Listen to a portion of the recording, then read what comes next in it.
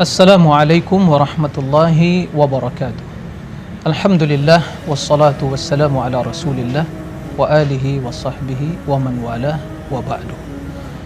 Jemaah kaum muslimin yang dimuliakan Allah Subhanahu wa taala, sebagaimana yang kita maklumi bahwa merupakan syarat sahnya salat adalah berwudu. Allah Subhanahu wa taala memerintahkan kita untuk berwudu sebelum melaksanakan salat. Ya ayyuhalladzina amanu idza qumtum ilas salati faghsilu wujuhakum wa aydiyakum ilal marafiqi wamsahu bi ru'usikum wa arjulakum ilal ka'bain. Wahai orang beriman, apabila kalian ingin mendirikan salat, maka basuhlah wajah kalian, famsahu bi wujuhikum wa aydiyakum ilal marafiq.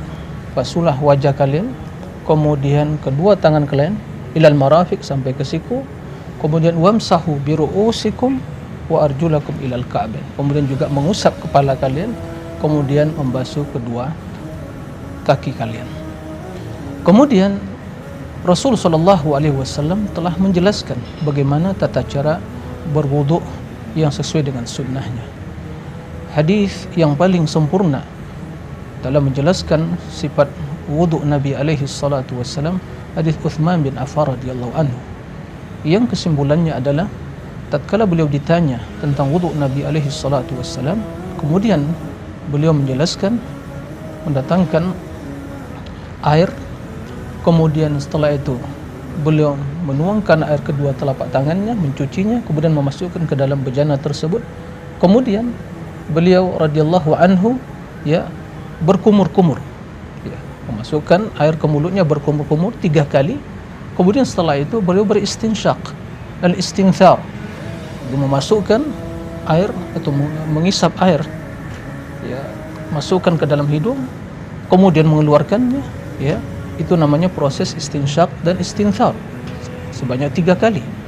Setelah itu beliau radhiyallahu anhu mengambil air dan mencuci wajahnya, mencuci mukanya 3 kali.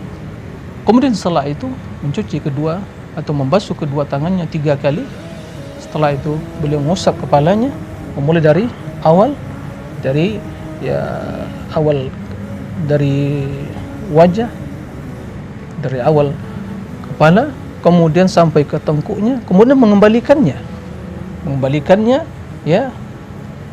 ke depan. Setelah itu mengusap kedua telinganya dengan memasukkan kedua telunjuknya ke dalam lubang telinga, kemudian ibu jari memegang bagian telinga bagian luar, kemudian mengusapnya dan memutarnya ke bagian depan. Setelah itu beliau radhiyallahu anhu mencuci kedua kakinya sampai meliputi kedua mata kakinya.